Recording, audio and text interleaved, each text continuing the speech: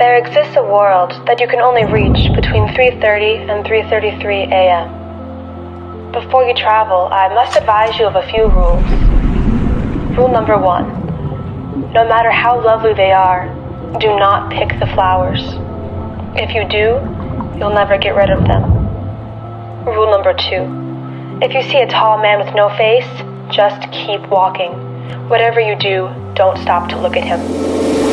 Guys, I have never seen a video like this. The wall was turning black like if there was a spirit there trying to communicate with them. I'm gonna roll the clip right now. ¿Qué quieres? Dime qué quieres. ¿Qué se te perdió? ¿Nos quieres hacer daño? ¿Nos quieres hacer más daño? Mira, de nuevo. Lárgate.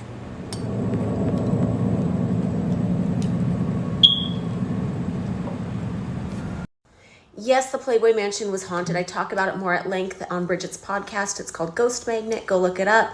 But not long after I moved in, I was working out in the gym and I full on saw a woman come out of the bathroom and just walk across the room and disappear. And that was the first thing. This dark playground is surrounded by graves. This is a playground in a residential neighborhood in Houston. I mean, just take a look at this. There are literal graves right next to the playground. I'm not sure exactly how this playground came to be, but I'm sure that there are some spirits around in the area. Unhappy with the fact that kids now play right near where they're buried. This is like a place straight out of a horror movie. I mean, kids come here to enjoy themselves, to have fun, to unwind. And little do they know that the bodies of multiple people are in the ground right next to the swing sets and the slides. I couldn't find any information about who these people were, but I'm assuming that they owned land near this area back in the day, and that they were buried on their family's land, possibly on their farm. Little did they know that years later, their burial ground would become a playground for kids. What do you think? Is this okay to build a playground next to graves? Or is it too much? Comment below if you'd play on this playground. I wanted to show you guys this hospital's cremation area, and it's right down this little area here. It is super creepy just being down here. As I get down through here, it's gonna get super dark. This is where an apparition of a shadow person can be seen. Right over here. I was getting so many bangs coming from here. And this is the incinerator where they incinerated body parts.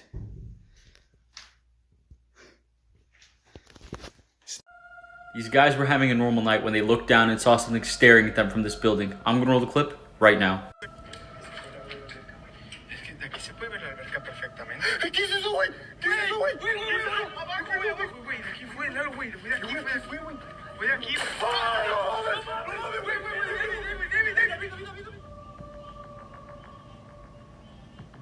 Dark Things Kids Have Said at Bedtime, Part 6. Many suspect that children are able to see things beyond our understanding, that their hearts are somehow more open to the spirit world. This next story comes from Schuster, and after hearing it, it's no wonder her kids never forgot the encounter. Quote, "My husband is a farmer, and late one night I took my 4-year-old and 2-year-old to the field to pick him up after work. Well, while we were waiting for him to finish up, my 2-year-old asked, 'Mommy, who is that man outside?' I responded, 'I don't see a man, is your Ken doll on the floor?' Then my 4-year-old piped up and said, 'He's right outside your door staring at you. He's scary. He has blood on his face.' I called my husband, told him to hurry the hell up, and we left. But my girls are now 5 years old and 7 years old, and they still remember that man and refuse to go to that field. For more creepy stories like this, remember to like and follow." Paranormal Hospital Stories. This story was sent by a hospital security officer in Northern California. One night he received a call from housekeeping staff who said they could see an elderly female patient in a hospital gown standing outside. By the time he arrived, she was gone. He went throughout the entire hospital with the description the housekeeping staff had given him. After talking to every department, no one recognized the patient. He also realized, according to the hospital records, there were no female patients in the hospital at that time. He looked at cameras and saw housekeeping looking and pointing in the direction where they said the patient was. But in the video there was nothing there. Oddly enough, while housekeeping was looking at that area, a motion light suddenly turned on.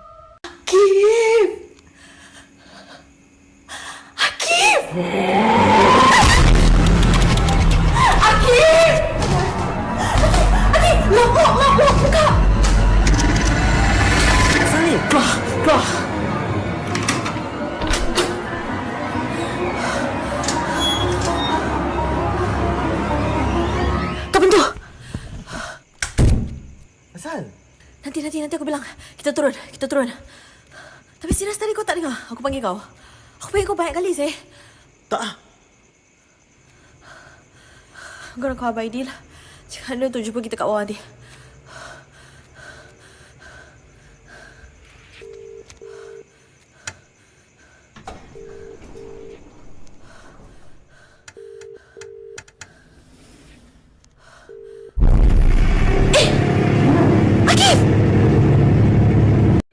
This is Tristan.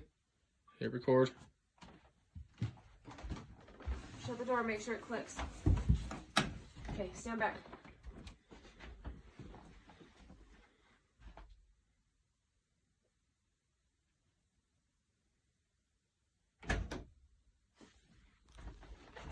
Open it up. Play your footage.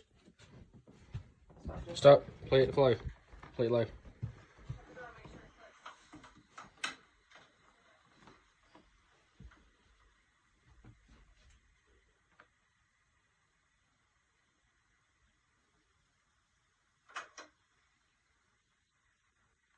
This is no ordinary picture. Want to take a guess what's going on here? You can even take a pause and look at this picture really closely.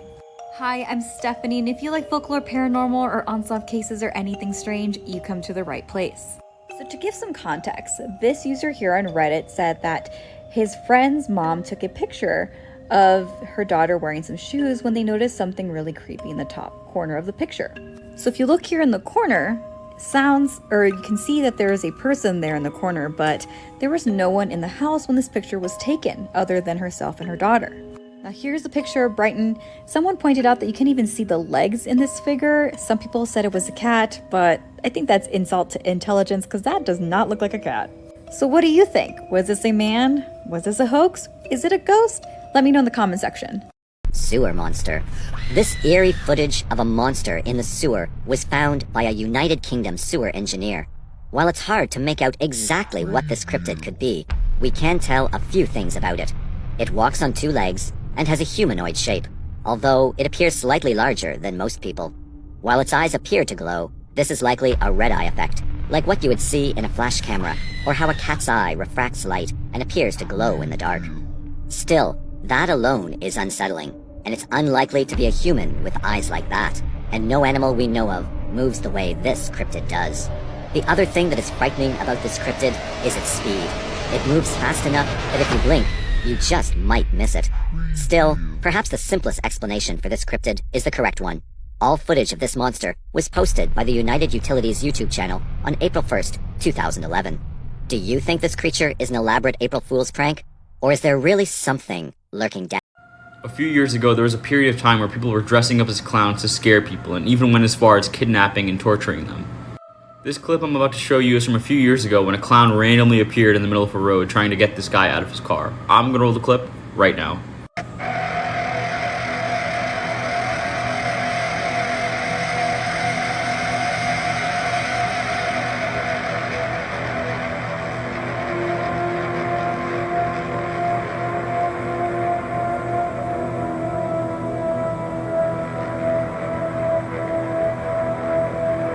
Mirrors.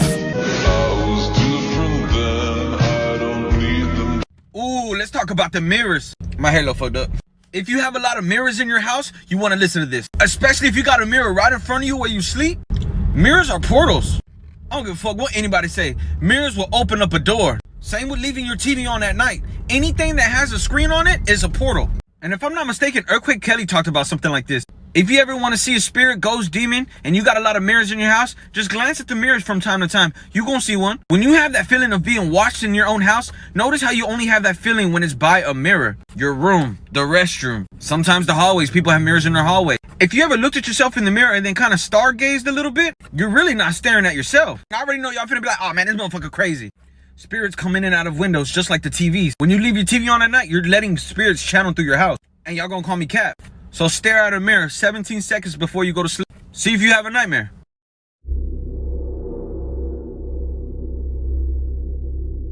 I have heard stories in the Japanese community that have given me shivers. Needless to say, I respect it very much.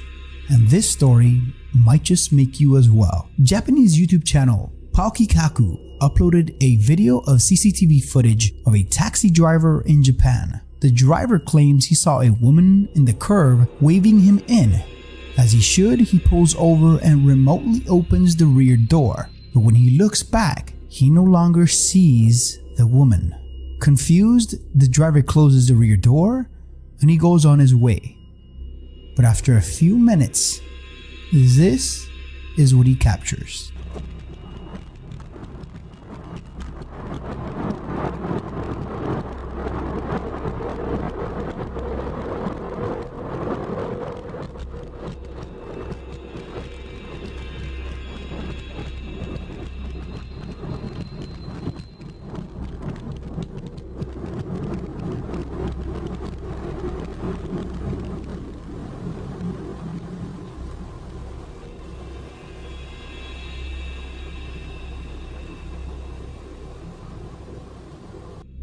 What looks like a dark figure with very distinct features seems to be hitching a ride with the taxicab driver. The horrific sight of a face with one eye open and one closed sits right behind him as he drives unaware. Many Japanese drivers claim to see ghosts in their cabs and on the streets days after the tsunami that devastated Japan hit. But what do you guys think? Let me know in the comments.